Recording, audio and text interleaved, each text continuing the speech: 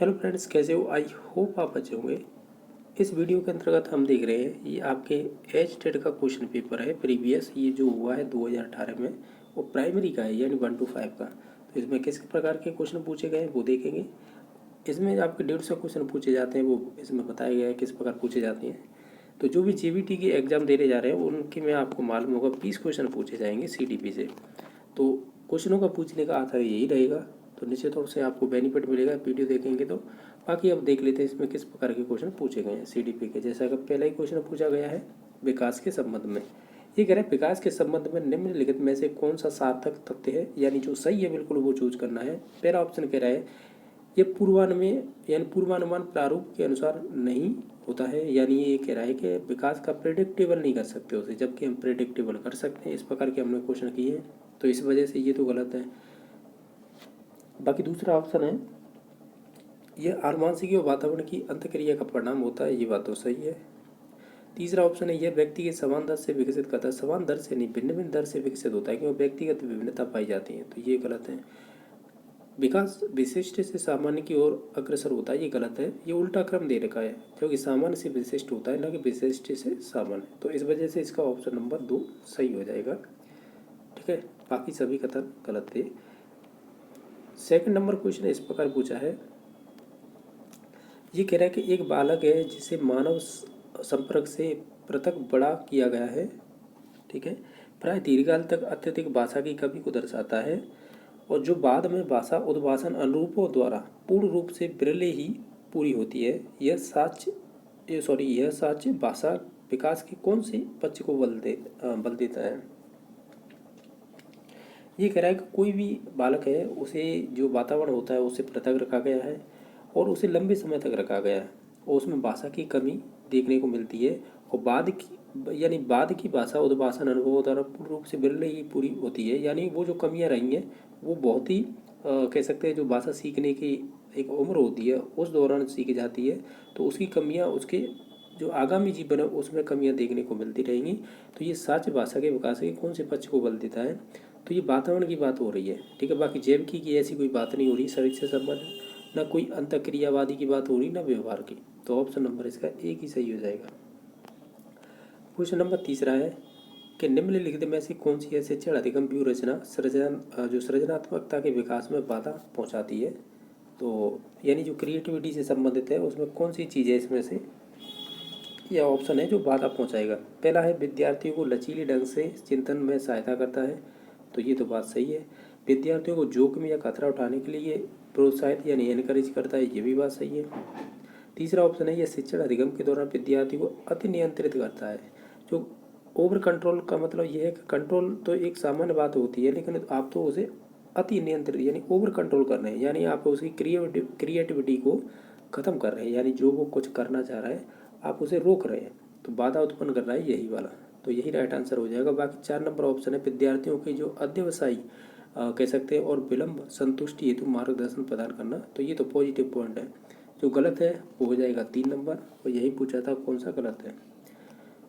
4 number question ये है, इसमें इस प्रकार पूछा है कि संवेग की प्रकृति निम्नलिखित में से कौन से कथन से सही रूप में प्रकट होती है।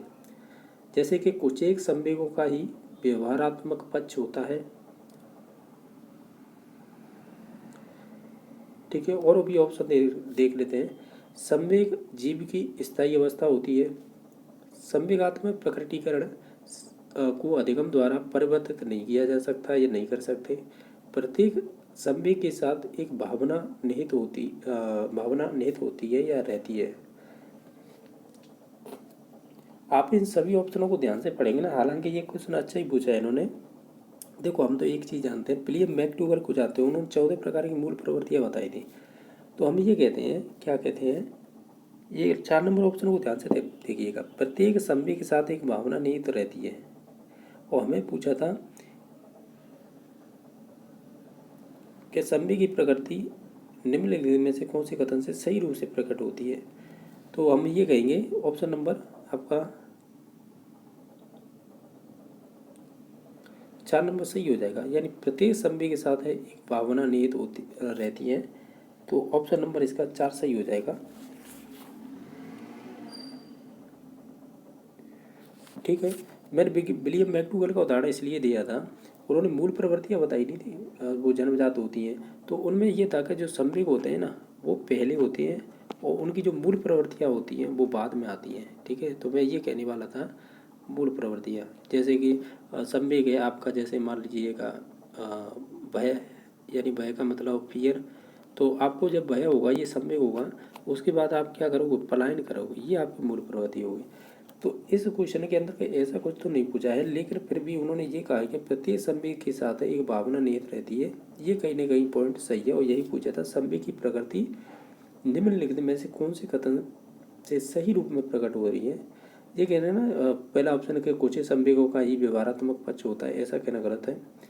संवेग जीव की स्थायी व्यवस्था है, परमानेंट नहीं है, ये गलत है, बदलती रहती है। बाकी संवेगात्मक प्रकटीकरण को अधिगम द्वारा परिवर्तन नहीं कर सकते, ऐसा नहीं है, कर भी सकते हैं। तो ऑप्शन नंबर हम 4 पे ही जाएंगे, ये अच्छा क्वेश्चन पूछा था। क्वेश्चन नंबर 5 है कि बालकों की सामाजिक दक्षता के विकास के लिए निम्नलिखित में से कौन सी प्रवेश शैली है अधिकतम प्रभावी रहेगी। यानी सामाजिक दक्षता की बात कर रहा है, उसके विकास के लिए। ठीक है, तो कौन सी प्रवेश, यानी जो आपको, यानी ये वही है कि पेरेंटिंग स्टाइल पूछ रहा है, वही है प्रवेश शैली अधिकतम प्रभावी रहेगी। तो देखो, अधिक नायकवादी तो ये एक तरह से नेगेटिव वर्ण हो जाएगा, या नेगेटिव से ये हो जाएगा शब्द। लापरवाह ये भी एक तरह से गलत है। और आपका ये हो सकता है प्राधिकारी, यानी जिसे बोलते हैं ऑथोरिटेटिव। ठीक है, ये सही रहेगा कहना, तो ऑप्शन नंबर 3 सही हो जाएगा। ये भी अच्छा क्वेश्चन पूछा है इन्होंने। यानी ध्यान रखना, सामाजिक दक्षता विकास के लिए आपकी कौन सी प्रवेश शैली अधिक प्रभावी रहेगी, तो वो प्राधिकारिक रहेगी। ठीक है, तो ऑप्शन नंबर 3 सही हो जाएगा। नेक्स्ट क्वेश्चन नंबर है, ये 6 नंबर क्वेश्चन है ना, ये आपका 2000 शायद 19 या 20 में पूछा था, रिपीट है ये क्वेश्चन। यानी ये 18 में पूछा था, ये 19 में भी, मतलब 20 में भी पूछा था। इसमें कह रहा है कि निम्नलिखित में से कौन सा उपकरण है जो संरचनात्मक यानी जो निर्माणात्मक आकलन के लिए है उपयुक्त प्रतीत नहीं होता है, वो चूज करना है। तो हम जानते हैं आपके मूल्यांकन में 2 चलते हैं ये स्टेप, एक तो FA फॉर्मेटिव असेसमेंट, दूसरा चलता है ऐसे जो युगात्मक होता है, जिसे सुमेलेटिव असेसमेंट बोलते हैं। तो इनमें से कौन सा नहीं है, किसका, FA का भाग, यानी संरचनात्मक का भाग या निर्माणात्मक का भाग। तो देखो, प्रश्नोत्तरी जैसे क्विज बोलते हैं, क्विजेज ये होती हैं। समूह परिचर्चा यानी ग्रुप डिस्कशन भी होता है, और वार्तालाप यानी आप कह सकते हैं जो कन्वर्सेशन होते हैं वो भी होता है। तो इनमें से जो आपका जो मानदंड संदर्भित परीक्षण है ना, ये नहीं होता है, जिसे हम बोलते हैं CRT। और ये क्वेश्चन मैंने ऑलरेडी डिस्कस कर लिया था कि ये क्या होती है CRT। ठीक है, जिसे इंग्लिश में क्राइटेरियन रेफरेंस टेस्ट बोलते हैं। ठीक है, तो ऑलरेडी हम कर चुके हैं इस क्वेश्चन को, तो इसका राइट आंसर 2 नंबर ऑप्शन हो जाएगा। क्वेश्चन नंबर नेक्स्ट है, चोम्स्की के अनुसार भाषा अर्जित करने की एक अंतर्जात क्षमता जो मानव को जैविक वंशागति के फलस्वरूप प्राप्त हमारी अद्वितीय क्षमता है को कहते हैं। तो उसे हम LED कहते हैं, यानी लैंग्वेज एक्विजिशन डिवाइस। तो भाषा अर्जन और डिवाइस का मतलब तंत्र कह लो या साधन, कोई भी हो सकता है। देखते हैं ऑप्शन क्या है, भाषा अनुकूलन श्रेणी। आप इंग्लिश देखिएगा, इंग्लिश से मालूम पड़ेगा। लैंग्वेज एडेप्टेशन इसकी बात नहीं की है, लैंग्वेज एक्विजिशन डिवाइस इसकी बात की, तो ऑप्शन नंबर 2 सही हो जाएगा। चोम्स्की कहते हैं कि बच्चे को भाषा जब सीखेगा ना समाज में रह के, यानी जो LED के थ्रू, तो वो अपने आप ही ग्रामर सीख जाएगा, उसे ज़रूरत नहीं है आप अलग से ग्रामर पढ़ाने की। ठीक है, और ये इम्पोर्टेंट है, जिसे भाषा अर्जन तंत्र बोलते हैं, भाषा अर्जन तंत्र कह लो या साधन कह लो। ठीक है, ठीक है, तो ऑप्शन नंबर इसका फिर 2 ही सही हो जाएगा। क्वेश्चन नंबर नेक्स्ट है, 8 नंबर क्वेश्चन इस प्रकार पूछा है कि समावेशन का तात्पर्य है एक विशेष आवश्यकता वाले बालक को नियमित यानी सामान्य कक्षा में शिक्षित करना। इसका मतलब ये होता है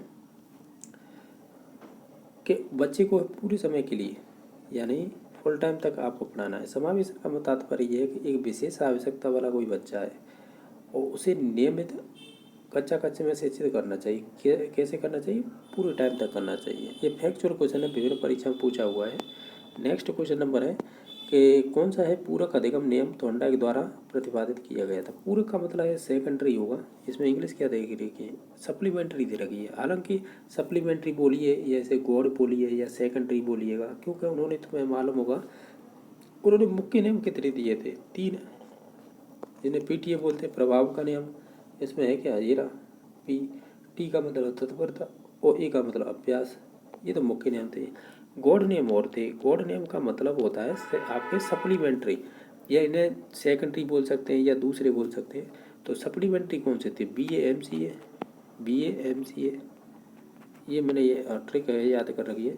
तो जैसे बहु अनुक्रिया है ना, वो बी से संबंधित हो जाएगा। तो यही था राइट आंसर इसका। यही तो पूछा था, पूरक अधिगम नियम थोरंडा के द्वारा प्रतिपादित किया था, कौन सा है? बाकी तत्परता, अभ्यास और प्रभाव ये तो मुख्य नियम है। उसने तो पूछा है आपको सेकेंडरी, यानी जो पूरक वाला है। तो इसका ऑप्शन नंबर 2 सही हो जाएगा। नेक्स्ट क्वेश्चन नंबर है, ये कह रहा है कि अधिगम अयोग्यता, जैसे निर्योग्यता भी बोल देते हैं, उपयुक्त रूप से परिभाषित की जा सकती है किस सेंटेंस के द्वारा इसमें से परिभाषित की जा सकती है, या आपके ऑप्शन के आधार पर। आप इन सभी ऑप्शनों को देखेंगे, जैसे कि यह बाह्य और यह बाह्य है और शैक्षिक और सांस्कृतिक वंचना से होती है, तो ऐसा कहना गलत है। यह बाह्य नहीं होती है, ये कैसी होगी? आंतरिक होती है। तो दूसरा ऑप्शन है यह आंतरिक है और ये केंद्रीय तंत्र का तंत्र की दुष्क्रिया से प्रभाव से होती है, ये बात सही है। यानी जो लर्निंग डिसेबिलिटी होती है ना, वो हमारे जो आपके केंद्रीय तंत्र का मतलब CNS होता है, ये यानी सेंट्रल नर्वस सिस्टम होता है, ये उसके दुष्परिणाम से होती है या दुष्क्रिया से होती है। ठीक है, ये देखो यहाँ पर लिख रखा है इंग्लिश में, देखें तो ये कह रहा है कि it is the interesting and due to, यानी किसके कारण? सेंट्रल नर्वस सिस्टम डिसफंक्शन, यानी वो सही तरह से वर्क नहीं करता है CNS, इस वजह से हमारा ये अधिगम निरोगिता पाई जाती है। तो ऑप्शन नंबर 2 सही हो जाएगा। ये अच्छा क्वेश्चन है, ध्यान रखना है। ठीक है, तो ऑप्शन नंबर इसका 2 सही हो जाएगा। एक चीज़ मैं आपको यहाँ पर जानकारी दे दूँ, एक शब्द सुना होगा आपने, ऑटिज्म, यानी जिसे स्वलीनता बोलते हैं। ध्यान रखना, ये जो स्वलीनता वाली बीमारी या रोग जो भी आप कहेंगे, तो ये आपकी संबंधित होगी विकासात्मक विकार। अब विकासात्मक विकार में बताना क्या चाह रहा हूँ आपको, आपसे कहे जैसे कि ये अधिगम निरोगिता तो आपकी CNS से संबंधित है, यानी जो आपका नर्वस सिस्टम होता है उससे संबंधित है, यानी सेंट्रल नर्व सिस्टम के डिसफंक्शन की वजह से होता है। और डिसफंक्शन को यहाँ पर दुष्क्रिया कहा गया है। डिसफंक्शन का मतलब है कि वो पूरे सही तरह से काम नहीं कर रहा है, एक तरह से ये है इसका मतलब। ठीक है, तो अब मैंने जो अभी यहाँ पर स्वलीनता लिखी थी, वो मेरा लिखने का मतलब ये था कि वो विकासात्मक विकार होता है। तो जिस प्रकार वो आपकी अभी हमने देखा था, क्या देखा था, जो विकासात्मक विकार में ऑटिज्म की बात कर रहा हूँ, तो मैं एक चीज़ बताने वाला हूँ आपको, वो चीज़ क्या है वो देखिएगा कि ऑटिज्म है वो विकासात्मक विकार है। तो फिर ये मस्तिष्क में ऐसी कौन सी कमी है जिसकी वजह से होता है? तो ये ध्यान रखना, आपका होता है स्नायु मंडल, ये उसकी कमी की वजह से होता है। तो ये ध्यान रखना है। अगर आपसे अधिगम निर्योग्यता पूछे तब तो आप जाना है CNS, यानी सेंट्रल नर्वस सिस्टम के डिसफंक्शन की वजह से होता है। और अगर आपसे पूछे कि विकासात्मक में ऑटिज्म आता है, तो ये किसकी वजह से होता है? ये होता है आपके स्नायु मंडल की, यानी स्नायु मंडल की वजह से। ठीक है, यानी स्नायु मंडल मीन्स ये कि उसमें कोई कमी होगी उस वजह से। ठीक है, तो ये मैंने अंतर करके बताया है। अभी देख लेते हैं आपका नेक्स्ट क्वेश्चन को, जो अब हमने बात की है, मैंने बता दिया है कि अधिगम निर्योग्यता है या लर्निंग डिसेबिलिटी होती है, वो संबंधित हो जाएगी आपके कह सकते हैं ड्यू टू CNS के डिस्फंक्शन से, या डिसफंक्शन बोल सकते हैं, और ये आंतरिक होता है। और जो आपकी मैंने विकासात्मक विकार होता है ऑटिज्म, वो होता है स्नायु मंडल यानी नर्वस सिस्टम से।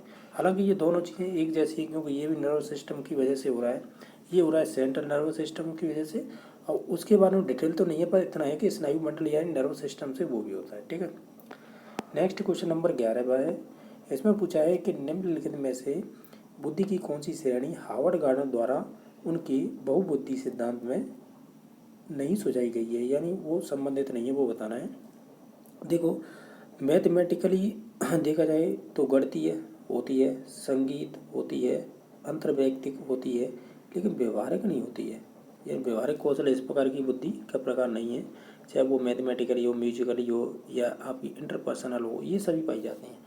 मैं इसकी एक लॉजिक बता देता हूँ याद करने का, अगर आप याद रख पाए कि LML इज बैन, ये कब हुआ था बैन? 1983 में। तो इसका मतलब आप समझ रहे हो, 1983 में दिया गया था। अब ये देखो देखो, एल का मतलब होता है लिंग्विस्टिक इंटेलिजेंस, एम का मतलब म्यूजिकल, इसे दूसरी एल का मतलब क्या हो जाएगा, लॉजिकल या लॉजिस्टिक बोल सकते हैं इंटेलिजेंस। आई का मतलब यहाँ पर दो प्रकार होंगे, एक तो होगी इंट्रा जो स्वयं से संबंधित होगी, दूसरी होगी इंटर जो आपकी दूसरों की भावनाओं को समझने वाली। फिर है इसके बाद एस, एस का मतलब होता है स्पाइसियल, स्पाइसियल का मतलब होता है स्थानिक बुद्धि। बी का मतलब क्या होगा, ये होगी बॉडी काइनेस्थेटिक जो गतिक बुद्धि बोलते हैं वो वाली।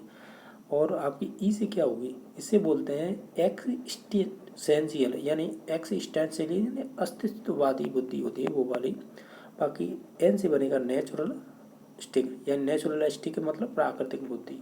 इस प्रकार है, ये आप देख लीजिएगा सभी आगे इसमें, तो आप ऐसे भी याद रख सकते हैं। बाकी नेक्स्ट है कि वाइगोत्स्की के अनुसार वह कार्य या कृत्य जो बालक अकेले के लिए अत्यधिक कठिन है परंतु किसी प्रौढ़ या अधिक कुशल साथी की सहायता से करना संभव हो तो कहलाता है, उसे बोलते हैं हम ZPD, zone of proximal development.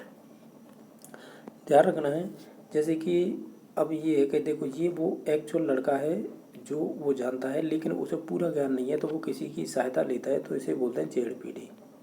ठीक है, यानी ये वाला क्षेत्र, ये वाला क्षेत्र तो उस लड़के द्वारा जो खुद की नॉलेज है वो है, ये जेडपीडी है जो दूसरे की सहायता लेगा। मान लीजिए ये कोई व्यक्ति है जो अधिक कुशल है, इससे जो कह रहा है ना कि प्रौढ़ या अधिक कुशल, तो इसका मतलब वो मोर नॉलेज अदर है, एम क्यू का है जैसे जीन प्याज ने, सॉरी जीन प्याज क्यों वाइगोत्स्की ने। और ये जो ज्ञान जो सहायता लेगा ना बच्चा, ये वाला ये क्षेत्र, इस प्रोसेस को कहते हैं हम स्कैफोल्डिंग। इसमें ऑप्शन वो भी दे रखा है, देखो ध्यान से, 2 नंबर ऑप्शन में। तो प्रोसेस को स्कैफोल्डिंग कहेंगे। और जो मोर जो व्यक्ति होगा जैसे नॉलेज ले रहे हैं उसे एम क्यू कहेंगे। और इस क्षेत्र को, जो ये वाला क्षेत्र है, इस क्षेत्र को हम जेडपीडी कहेंगे। इसे ही कहते हैं जोन ऑफ प्रॉक्सिमल डेवलपमेंट। यही कह रहा था, लास्ट के कथन को पढ़िएगा। ये कह रहा है कि प्रौढ़ करता है सहायता, देखो यहाँ से देखिएगा, परंतु किसी प्रौढ़ और अधिक कुशल साथी की सहायता से करना संभव हो कहलाता है, उसे ही बोलते हैं। यहाँ पर तो आसन यूज किया गया है समीपस्थ की जगह पे, यानी ये पर्यायवाची शब्द यूज कर लिया है और ये बोलते हैं समीपस्थ विकास क्षेत्र। यहाँ पर कह रहा है आसन विकास क्षेत्र, इसका मतलब वही होता है, आपको तो इंग्लिश याद रखनी है, जोन ऑफ प्रॉक्सिमल डेवलपमेंट। ठीक है, तो ऑप्शन नंबर 3 सही हो जाएगा। क्वेश्चन नंबर नेक्स्ट है, समस्या समाधान में निम्नलिखित में से कौन सा पद सम्मिलित नहीं किया जा सकता है। ये समस्या समाधान विधि के स्टेप हैं, इनमें से कौन सा गलत है वो चूज करना है। हम जो भी आंकड़े होते हैं उन्हें एकत्र करते हैं, ये बात सही है। फिर हम हाइपोथेसिस बनाते हैं, उसकी परिकल्पनाएं निर्माण करते हैं, ये भी बात सही है। फिर सत्यापन और सामान्यीकरण भी करते हैं, ये भी बात सही है। लेकिन उद्दीपक के प्रति अनुक्रिया करना, ये तो आपकी ऐसा थ्योरी हो गई, और ये थॉर्नडाइक से संबंधित है, तो इस प्रकार की तो बात कही नहीं है उन्होंने। ठीक है, तो ऑप्शन नंबर इसका 4 सही हो जाएगा। ठीक है, नेक्स्ट है, अधिगम के बारे में बताइए क्या होता है। हम कहेंगे जो अधिगम होता है ना, वो आपका रिलेटिव होता है, परमानेंटली इन्फ्लुएंस होता है, उन्हें प्रभावी होता है। क्या क्या उसमें प्रभाव होगा, व्यवहार और आपके नॉलेज और आपके स्किल, यानी व्यवहार ज्ञान और कौशल पर तुलनात्मक स्थायी प्रभाव होता है, यही होता है व्यवहार। बाकी पहला ऑप्शन नहीं होगा, ना दूसरा होगा, ना तीसरा होगा, केवल होगा 2 number option. Question number next है कि अधिगम के सामाजिक निर्मितवादी कंस्ट्रक्टिविस्ट उपागम की विशेषता क्या है। यानी आप सामाजिक निर्मितवादी बताइए, केवल निर्मितवादी मालूम होगा ना फिर भी आंसर लगा दोगे आप, लेकिन ध्यान रखना ये क्वेश्चन पूछा क्या था, अधिगम के सामाजिक जो निर्मितवादी है वो उस उपागम की विशेषता बताइए। ये कह रहा है कि अधिगम के लिए बालक के संज्ञान पर बल देना, ये तो कोई लॉजिक की बात नहीं है। अधिगम के लिए सूचना प्रक्रम पर बल देना, ये भी कोई लॉजिक की बात नहीं है। अधिगम के लिए दूसरों से सहयोग पर बल देना, यही होता है। यानी निर्मितवादी का मतलब यही है। हालांकि ये कहते हैं बच्चे खुद ज्ञान का निर्माण करते हैं, लेकिन जब हम सामाजिक निर्मितवादी की उपागम की विशेषता की बात करते हैं तो ये होता है कि अधिगम के लिए दूसरों से सहयोग पर बल देता है। तो ऑप्शन नंबर इसका 3 सही हो जाएगा। बाकी अधिगम के लिए अनुभव पर बल देना, तो ये भी ठीक है, लेकिन हम जो एक्यूरेट है वो तो ये होगा, अधिगम के लिए दूसरों के सहयोग पर बल देना, ये सही होगा कहना। तो ये अच्छा क्वेश्चन पूछा था। क्वेश्चन नंबर नेक्स्ट है कोलबर्ग के अनुसार एक बालक के नैतिक विकास में कौन से स्तर में वह नैतिक मूल्यों का आंतरीकरण, इसे आभ्यंतरीकरण कह रहे हैं, प्रदर्शित नहीं करता है। ठीक है। और बालक के नैतिक तर्क बाह्य पुरस्कार एवं दंड पर नियंत्रित होते हैं। तो सिंपल है, ये तो आप है प्री कन्वेंशनल से संबंधित हो जाएगा, जिसे पूर्व परंपरागत कहते हैं। इसकी 2 अवस्थाएं थी, 3 लेवल है, वो ये है। और आपकी 6 स्टेज में प्रत्येक लेवल की 2 स्टेजें थी। जैसे पहले स्टेज थी जिसे बोलते थे ओबिडेंस एंड पनिशमेंट, यानी दंड एवं आज्ञाकारिता की अवस्था। दूसरी कौन सी होती थी? इंस्ट्रूमेंटल ओरिएंटेशन, यानी जो आपकी टिट फॉर टैट वाली थी, जैसे को तैसा वाली। वो 2 अवस्थाएं ये होती हैं किसकी? पूर्व परंपरागत की। इसमें से पहली वाली थी ना, वो थी मैं कह रहा हूँ ना, दंड एवं आज्ञाकारिता, वो पहली से ही संबंधित हो जाएगी। तो ऑप्शन नंबर 1 सही हो जाएगा। नेक्स्ट क्वेश्चन नंबर है कि एक बालक जो किसी विशेषता, यानी जो उसका लक्षण है कि दुश्चिंता, जिसे एंजाइटी बोलते हैं, या सामाजिकता में उच्च और निम्न है, बाद के वर्षों में इसी तरह का रहता है, यह कथन निम्न के महत्व को बल देता है। ये पता है क्वेश्चन, अगर ध्यान दिया हो, रीट हुई थी 2018 में, रीट, ठीक है, 2018 में फरवरी में हुई थी। ये मैंने क्वेश्चन कराया है, मुझे पता है, वहाँ पर यही क्वेश्चन पूछा गया था। ध्यान रखना, शायद ये पहले हो गई है एग्जाम, या हो सकता है रीट पहले हो गई थी, फिर ये चैट बाद में हुआ है, तो इसने वहाँ से कॉपी की है। कोई भी हो सकता है, या मुझे कन्फर्म नहीं है ये कब हुआ था आपका एस्टेट, लेकिन मैंने ये कराया था फरवरी 2018 में। ये परीक्षा कंडक्ट करवाई गई थी लेवल 2 की, उसमें ये क्वेश्चन आया है। पता नहीं लेवल 1 है या लेवल 2 में, तो मुझे मालूम है इस बात का। तो ये आनुवांशिक होता है, यानी आपकी जेनेटिक्स से संबंधित होता है या हेरिडिटी से संबंधित है। ठीक है। ये आपको प्रॉब्लम है ना, ये बाद के वर्षों में इसी तरह की बनी रहेगी। तो ये निम्न कथन किस महत्व को बल देता है, या जो आपकी ये किस चीज़ को आपकी स्ट्रेस है महत्व देता है, ये स्टेटमेंट, तो हम कहेंगे ये आपके आनुवांशिक होते रहा है, यानी बाद की चीज़ों ये कह रहा कोई प्रॉब्लम है और वो बाद की चीज़ों में बनी रहती है, तो इस पर यानी आपकी वो हेरिडिटी से संबंधित है। कोई भी आपकी दुश्चिंता या आपकी सामाजिकता हो सकती है। तो इसी बारे में ये वर्णन किया गया है, और ये ऑलरेडी मैंने बता दिया, ये पूछा हुआ क्वेश्चन है। या तो एस्टेट ने पहले पूछा है, रीट में कॉपी किया गया, या रीट में पूछा है तो एस्टेट ने, यानी ये संस्था ने एक कॉपी किया है। ये क्वेश्चन ऑलरेडी पूछा हुआ है। क्वेश्चन नंबर नेक्स्ट है कि निम्नलिखित में से कौन सा कथन है चिंतन के विषय में गलत है। तो चिंतन के बारे में गलत है या विषय में, तो देखो, पहला है चिंतन में प्रतिमाएं और भाषा प्रयुक्त होती है, ये बात सही है। चिंतन की विशेषता पढ़ेंगे ना तो यही आती है, यानी अब ये कह सकते हैं उसमें इमेज होते हैं और उसकी एक अपनी लैंग्वेज होती है। किसकी? चिंतन की। चिंतन एक प्रकार की सूचना प्रकरण प्रक्रिया है, यानी ये सही है, क्योंकि इन्फॉर्मेशन प्रोसेसिंग होती है इसमें। ठीक है, तो ये बात सही है। चिंतन संज्ञानात्मक प्रक्रिया का एक समुच्चय सेट होता है, यानी समुच्चय, ये बात सही है। चिंतन संज्ञानात्मक प्रक्रिया का ही समुच्चय होता है। ठीक है, सेट ऑफ कोऑपरेटिव प्रोसेस। चिंतन और भाषा असंबंधित होते हैं, ये गलत है। चिंतन और भाषा आपस में संबंधित होते हैं, यानी तो ऑप्शन नंबर इसका 4 गलत हो जाएगा। बाकी जो शुरुआत की 3 कथन थे वो बिल्कुल सही थे। क्वेश्चन नंबर नेक्स्ट है, ये कह रहा है कि निम्नलिखित में से कौन सा प्रश्न है वो चिंतन की गहन प्रकार की शैली को प्रोत्साहित करता है, यानी एनकरेज करता है। ऐसा कौन सा क्वेश्चन है इसमें से? जैसे कि ये कह रहा है आधा का प्रतिलोम क्या होगा, ये तो वन लाइनर ही हो जाएगा, ये इसमें तो कोई गहरी प्रकार की शैली नहीं है चिंतन की। ठीक है, तो ये डायरेक्टली हो जाएगा। न्यूनतम छोटी से छोटी आवाज़ संख्या, ये भी नॉर्मली वन स्टेटमेंट से ही सही हो जाएगा, यानी 2 हो जाएगी। न्यूनतम छोटी आवाज़ संख्या, आवाज़ संख्या आप जानते तो होंगे जिसका एक का और खुद का ही भाग जाए, इसके अलावा किसी और का ना जाए। आधी मात्रा में चाय बनाने के लिए कितना दूध प्रयोग होगा? तो सिंपल है, आधी मात्रा में चाय बनाने का, जैसे मान लीजिए आप पहले 1 कप बना रहे हैं, अब आधी बना रहे, तो उसकी आधी चीज़ कह सकते हैं बनाने के लिए कितना, तो आधा दूध आवश्यकता होगा। सिंपल है ये भी, इसमें कोई लॉजिक थोड़ी है। ये होगा कि योग यानी जोड़, व्यवकलन, घटाव का विलोम होता है। कहने का तात्पर्य क्या है, यहाँ पे आपका लॉजिक काम करेगा, यानी चिंतन काम करेगा, तो ये कहना सही होगा। तो ऑप्शन नंबर 4 सही हो जाएगा।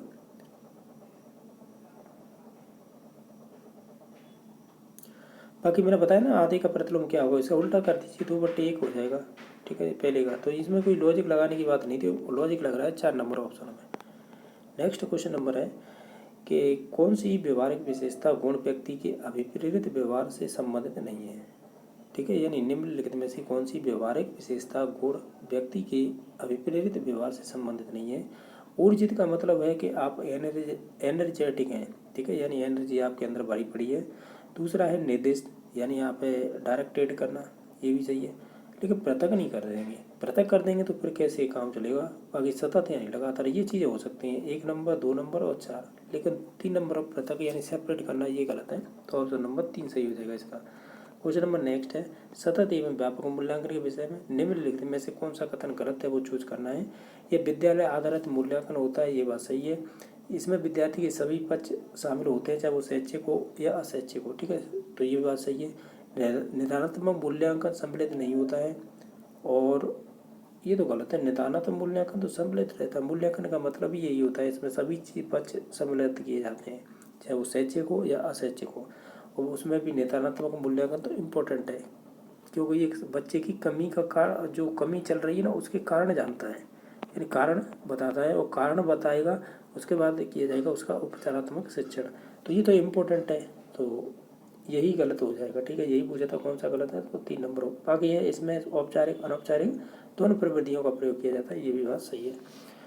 तो हम क्या कह रहे हैं, इसमें से जो गलत होगा 3 नंबर। क्वेश्चन नंबर नेक्स्ट है, ये कह रहा है कि गहने द्वारा प्रस्तावित अधिगम का पदानुक्रम या पदानुक्रमिक उच्च स्तर क्या होगा। तो ये हायरार्किक थ्योरी है, यानी जो लर्निंग होती है, यानी सीखने की या अधिगम सीखने की एक ये पदानुक्रमिक या हायरार्किक थ्योरी है। तो ये आपके रॉबर्ट गैनी से संबंधित है, जो इन्होंने एक पिरामिड जैसा एक बना के इन्हें बताया था कि कौन सी निम्न स्तर की है, कौन सी उच्च स्तर की है, उस हिसाब से। लेकिन हमें क्वेश्चन पूछा है, इसका राइट आंसर हो जाएगा पहला ही, समस्या समाधान विधि। अरे मैं क्या बताऊँ, समस्या समाधान विधि नहीं, समस्या समाधान अधिगम होगा, ठीक है। देखो मैं बताऊँ, जैसे कि इसके याद करने की ट्रिक मैं बता देता हूँ कैसे करना है। ये 8 स्टेप होते हैं, वो 8 स्टेपों का मतलब ये होता है कि जैसे पहला स्टेप है तो वो निम्न स्तर होगा, फिर पहला कंप्लीट हो जाएगा, फिर दूसरा होगा, फिर दूसरा कंप्लीट हो जाएगा, तीसरा होगा, तीसरा कंप्लीट होकर फोर्थ, इस प्रकार ये क्रम चलते रहेंगे ऊपर की ओर। ऊपर मीन्स ये उच्च स्तर की ओर। तो हम क्या कह रहे हैं, हम ये कह रहे हैं कि इसके 8 स्टेप कौन से हैं। तो मैं कहूँगा SSC, ये मैंने याद कर रखे हैं, उस हिसाब से बता रहा हूँ। SSC वर्सेज DCRP, यानी ये डी है, ठीक है, DCRP। ये क्या लिख दिया आपने, देखो मैंने ट्रिक याद कर रखी है, हालांकि आपको डायरेक्टली याद है तो अच्छी बात है। देखो एस का मतलब होता है सिग्नल के द्वारा सीखना, यानी किसी प्रतीक चिन्ह वगैरह किसी से भी। बाकी दूसरी एस का मतलब होगा, दूसरी एस का मतलब होगा आपका SR थ्योरी, यानी आपकी स्टिमुलेट रेस्पॉन्स थ्योरी है ना, थोरंडाइक वाली, उससे संबंधित होगा ये। बाकी तीसरा कौन सा है, तीसरा है आपका C, ये कौन उससे संबंधित होगी चेन लर्निंग के द्वारा, यानी आप श्रृंखला के रूप में सीखना। V से होगा वर्बल शाब्दिक रूप से सीखना।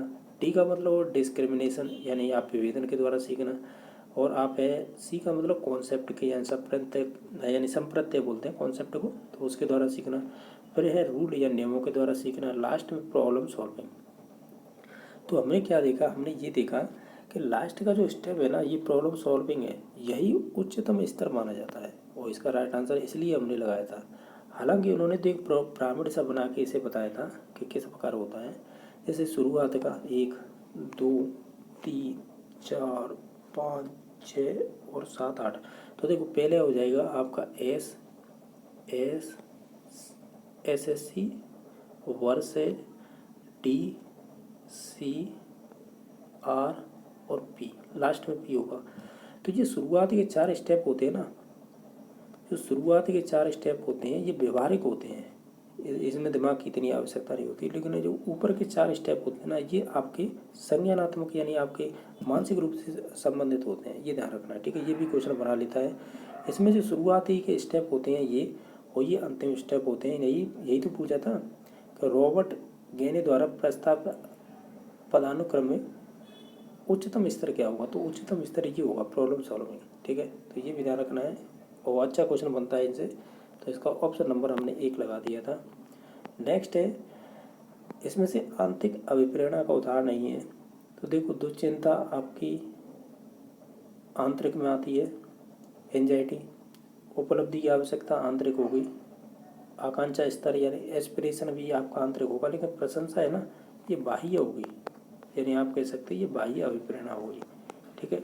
यही क्वेश्चन है आपके आगामी एग्जाम हुए ना, उनमें पूछा गया है, शायद 2019 नहीं 21 के में शायद पूछा गया था, हो सकता है 19 में भी पूछा हो, लेकिन मैंने कराया है इस वजह से बता रहा हूँ। ठीक है, क्वेश्चन नंबर नेक्स्ट है, अधिगमकर्ताओं की व्यक्तिगत विभिन्नताओं की पूर्ति के लिए निम्नलिखित में से कौन सा चरण वांछनीय नहीं है। ये अधिगमकर्ता की व्यक्तिगत विभिन्नता की पूर्ति के लिए इसमें से कौन सा चरण वांछनीय नहीं है, यानी जो गलत है वो चूज करना है। ये कह रहा है व्यक्तियों की योग्यताओं का सही आकलन करना चाहिए, तो ये बात तो सही है। व्यक्तिपरक अनुदेशन देना चाहिए, यानी इंडिविजुअलाइजेशन ऑन इंस्ट्रक्शन, यानी व्यक्तिपरक का मतलब प्रत्येक व्यक्ति की समस्या है तो उसका हिसाब से अनुदेशन देना चाहिए, ये भी बात सही है। सामाजिक आर्थिक स्तर की पहचान करनी चाहिए। ध्यान रखना, जब आप ये कहते हैं कि वो गरीब है अमीर है सामाजिक रूप से, तो ये कहना गलत है, यानी इस प्रकार की हम शिक्षा में बात नहीं करते हैं। बाकी विशिष्ट प्रतिभाओं की पहचान करना ये भी हो सकता है एक साथ, तो इसका मतलब ये सही है, यानी विशिष्ट प्रतिभाओं की पहचान करना ये व्यक्तिगत विभिन्नता में ही आएगा।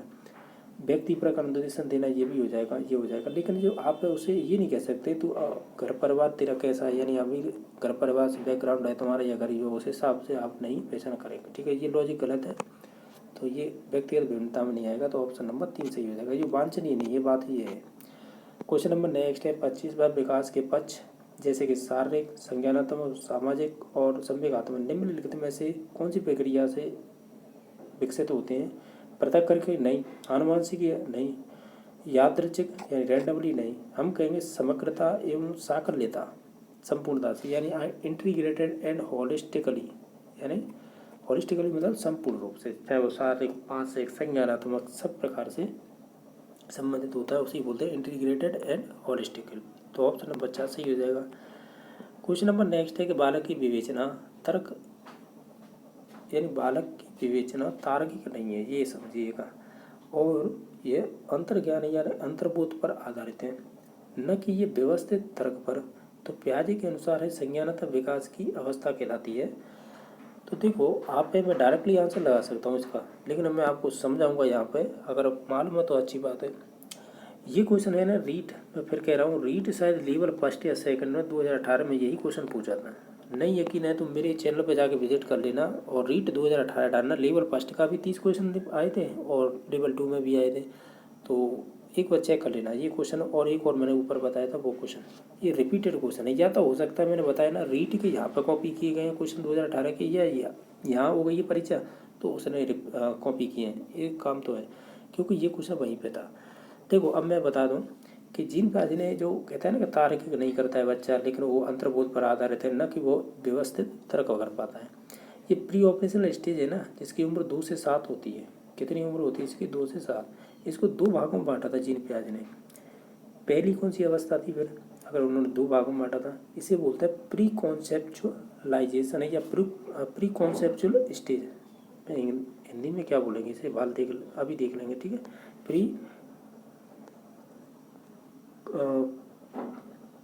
प्री कॉन्सेप्चुअल CONCEPTUAL होगी। ठीक है, ये स्टेज होती है। इसकी उम्र कितनी मानी गई है? ये 2 से 4 वर्ष। ठीक है, दूसरी कौन सी थी? दूसरी फिर थी इंटूटिव। ठीक है, और इसे बोल देंगे इंटूटिव स्टेज। ठीक है, इसकी उम्र कितनी मानी गई है? इसकी 4 से 7 वर्ष। अब सुनिएगा ये क्वेश्चन पूछा कहाँ से है। प्री कॉन्सेप्चुअल स्टेज है, इसकी उम्र है 2 से 4, और इंटूटिव की 4 से 7। अब देखना मैं क्वेश्चन क्या पूछा था कि वो तार्किक, यानी वो जो भी विवेचना कर रहा है, सोच रहा है या कुछ भी कर रहा है, वो तार्किक रूप से नहीं है, लेकिन फिर भी कह रहा है ये अंतर्ज्ञान या अंतर्बोध पर आधारित है। ये जो 4 से 7 वाली उम्र है ना, इसी को कहते हैं अंतर्बोध। ठीक है, चाहे आप इसे अंतर्बोध बोलिए या अंतर्दर्शन की विधि बोलिए, वो अंतर्दर्शन बोलिएगा, या इसे अंतर्प्रज्ञा, ये इसके पर्यायवाची नाम है। इसी में है बच्चा मौलिक तर्क करना प्रारंभ कर देता है, लेकिन उसके पूर्ण रूप से लॉजिकल नहीं होता है उनमें, ये ध्यान रखना है। यानी कि विभिन्न प्रकार की विशेषता होती है, लेकिन आप तो ये ध्यान रखिए जो क्वेश्चन पूछा गया है उसी आधार पर आपको आंसर देना होगा। कि इसमें से जो आपकी अंत प्रक्रिया पर आधारित नहीं संबंधित अवस्था कौन सी है, तो वो आपकी इंट्रूटिव ही होगी। ठीक है, तो इसका ऑप्शन नंबर कौन सा होगा, फिर 2 ही सही हो जाएगा, क्योंकि आपके पूर्व सक्रियात्मक की 2 विशेषताएं हैं, ये 2 से 4 और 4 से 7। तो आप समझे होंगे ये 2 नंबर की है और ये 1 नंबर की हो जाएगी, यानी आप इसे डिवाइड करेंगे तो ये फर्स्ट ये सेकंड हो जाएगी। ठीक है, तो इसका ऑप्शन नंबर कौन सा हो जाएगा, 2 नंबर हो जाएगा। ध्यान रखना, जो हमने बात करें ना प्री कॉन्सेप्चुअल, तो उसे हम पूर्व संप्रत्यात्मक अवस्था भी बोल सकते हैं हिंदी में। ठीक है, जो मुझे उसे टाइम पे ध्यान नहीं आ रहा था। ठीक है, नेक्स्ट देख लेते हैं। इसमें से बताइएगा कौन सी विशेषता वंचित बालक की नहीं है, यानी जो विशेष रूप से यानी विशेषता नहीं है वंचित बालकों की, वो बताइए। जैसे कि जीवन की आधारभूत आवश्यकताओं की अपर्याप्तता को झेलना, तो निश्चित तौर से अगर इस प्रकार की विशेषता होगी तो निश्चित तौर से वो वंचित बालकों की विशेषता है। आधारभूत एवं सार्वभौमिक अधिकार प्रदान करना, अगर आधारभूत और जो सार्वभौमिक अधिकार अगर आप प्रदान कर देंगे तो फिर वो वंचित कैसे रहेगा। वंचित के लिए क्या होना चाहिए, जीवन की आधारभूत आवश्यकताओं की अपर्याप्तता को झेलना, यानी उस कमी को झेलना, भावी या मनोशैक्षिक समस्याओं का संकट खतरा बना रहना, तो निश्चित तौर से ये भी विशेषता होती है। उसकी स्वाभाविक दर से विकास के अवसरों से वंचित रहना, यानी निश्चित तौर से जो वंचित बालक होंगे वो सामाजिक रूप से, आर्थिक रूप से, यानी सब तरह से वे कैसे होंगे, कह सकते हैं वो अवसरों में वंचित ही रहेंगे। तो यही तो कह रहा था, उसकी स्वाभाविक दर के विकास से वंचित रहेंगे। जो उसे प्रोटीन या जो भी चीज़ें हों उसे उस उम्र में मिलनी चाहिए, जैसे उम्र पर बच्चा होता है तो उसे अगर नहीं मिलेगी तो वो निश्चित तौर से वंचित रहेगा उनसे। तो ये भी बात सही है। तो गलत कौन सी थी, गलत थी वो 2 नंबर थी कि आप अगर उसे आधारभूत और सार्वभौमिक अधिकार प्रदान कर देंगे तो फिर वो वंचित बालक नहीं होगा, फिर तो सामान्य बालक में आ जाएगा, जो सामान्य आर्थिक रूप से जो भी परिवार होते हैं उनमें आ जाएगा। यानी हमें तो केवल ये बताना था, जो गलत है वो बताइएगा, 2 नंबर हो जाएगा। इसमें लॉजिक बहुत सारे आ जाएंगे, एक नहीं है इसमें लॉजिक, इसे आप डिफाइन करेंगे तो इसके बहुत सारे लॉजिक होते हैं। क्वेश्चन नंबर नेक्स्ट है बहुबुद्धि, जैसे कह रहे हैं मन की फ्रेम या ढांचे सिद्धांत के प्रवर्तक कौन रहे थे, तो ये हार्वर्ड गार्डन रहे थे, तो ऑप्शन नंबर 1 सही हो जाएगा। इसकी ट्रिक मैंने बताई थी LML इज बैन 1983 में हुआ था, यानी 1983 में ये आपकी 9 अवस्था है, पहले 7 थी फिर उसे 9 कर दिया गया था, और 9 मैंने बता दी है, ये मैं ऑलरेडी बता चुका था। और बाकी इन ऑप्शनों की बात करें, अल्फ्रेड ब्रिन ने यूनिफैक्टर थ्योरी दी थी, या मैं क्या कह रहा हूँ, यूनिफैक्टर यानी एक तत्व का सिद्धांत दिया था, ऐसे कह सकते हैं। बाकी थॉर्नडाइक ने तो बहुत कुछ दिया है। इन्होंने मुख्य नियम 3, 5 गुण नियम। इन्होंने बुद्धि में की बात करें तो इन्होंने देखो बुद्धि को 3 प्रकार से बांटा था, एमियास, मास और गैरेट के साथ में। एम से मैकेनिकल, इसे अमूर्त, या जैसे एब्स्ट्रैक्ट बोलते हैं, ऐसे सोशियल। एक प्रकार से और बांटा था मल्टी फैक्टर थ्योरी के नाम से, बहुकारक सिद्धांत, तो ये भी दिया था। किलपोर्न ने 3D यानी त्रिआयामी सिद्धांत दिया था इस प्रकार। तो आप विभिन्न प्रकार के ये सिद्धांत दे रखे हैं, ये आने चाहिए आप में। बाकी अधिगमकर्ताओं के सतत एवं व्यापक मूल्यांकन के विषय में निम्नलिखित में से कौन सा कथन सही है। पहला है कि संकलित यानी योगात्मक आकलन औपचारिक आकलन होता है, ये बात सही है। औपचारिक कैसे, कि आपको जो मार्कशीट दी जाती है वो औपचारिक होती है, आपकी बाकायदा एनुअल एग्जाम ली जाती है और आपकी हाफ ईयरली ली जाती है, तो वो औपचारिक हो जाएगी, क्योंकि आपको शिक्षा से संबंधित चीज़ें उसमें इंक्लूड होती हैं। यानी आप एक तरह से कह सकते हैं मार्कशीट या ग्रेड मिलना, वो चीज़ें। बाकी है संकलित आकलन, जैसे कह रहे हैं योगात्मक आकलन है वो अनौपचारिक होता है, ये गलत है, यानी एक्टिविटी आधारित नहीं होता, जैसे खेल वगैरह बहुत सारी चीज़ें इंक्लूड होती हैं, तो ये चीज़ें नहीं होंगी। संकलित आकलन अनुदेशन प्रक्रिया के दौरान होता है, यानी संकलित आकलन यानी योगात्मक आकलन है अनुदेशन प्रक्रिया के दौरान होता है, यानी जब दौरान की बात आ जाए ना तो मोस्टली वहाँ पे हम ये कहते हैं कि आपके FA होगा, फॉर्मेटिव असेसमेंट होगा, ना कि ये वाला। बाकी संकलित आकलन विद्यार्थियों की कठिनाइयों का निदान पर बल देता है। सुमेलेटिव असेसमेंट होता है ना, ये कठिनाइयों का निदान नहीं करता है, ये तो केवल आपको रिजल्ट देगा। यानी आप चाहे तो ग्रेड ले लीजिएगा इनसे, चाहे आप मार्कशीट में जो % वो ले लीजिएगा, यानी आपको तो ठप्पा मिलेगा। जो मार्कशीट का मिलता है ना साल भर का, वो चीज़ मिलती है इसमें। और बाकी FA में चीज़ें होती हैं, जो भी संशोधन करना है, निदानात्मक उपचार भी करना है, और जो कमियां रह रही हैं बच्चे के सीखने में, वो सभी चीज़ें देखी जाती हैं उसमें। ठीक है, तो उसी में इंटरेक्ट होती हैं चीज़ें, इसमें नहीं होती। तो इसका ऑप्शन नंबर कौन सा था फिर, तो पहला ही हो जाएगा। नेक्स्ट क्वेश्चन नंबर है कि निम्नलिखित में से अधिगम की कौन सी परिस्थिति है जो बाल केंद्रित शिक्षा पर आधारित नहीं है, यानी जो गलत है वो चूज करनी है। समस्या आधारित, तो ये तो प्रॉब्लम सॉल्विंग जो भी चाहिए या बेस्ड होगा, तो इसमें निश्चित तौर से बाल केंद्रित विधि मानी जाती है, क्योंकि समस्या विधि में बच्चा है खुद करके सीखता है, सिंपल सा लॉजिक ये। अन्वेषण खोज विधि है, इसमें भी बच्चा खुद करके सीखता है। एक है निर्देशित अन्वेषण खोज, ये भी आप बच्चा खुद करके सीखेगा। जो प्रदर्शन होती है ना विधि, जिसे हम डिमॉन्स्ट्रेशन बोलते हैं, या डिमॉन्स्ट्रेटेशन विधि, तो इसमें क्या है, ये बाल केंद्रित नहीं है, ये अमनोवैज्ञानिक विधि मानी जाती है, यानी अमनोवैज्ञानिक। इसमें क्या है, बच्चा है खुद करके नहीं सीखता है इस वजह से, ठीक है। तो अमनोवैज्ञानिक है, तो ऑप्शन नंबर इसका फिर 4 हो जाएंगे कि ये राइट आंसर हो जाएगा। इस प्रकार हमने ये 30 क्वेश्चन किए। किसी क्वेश्चन को लेकर डाउट है तो कमेंट में बता देना, ठीक है। बाकी वीडियो देखने के लिए धन्यवाद।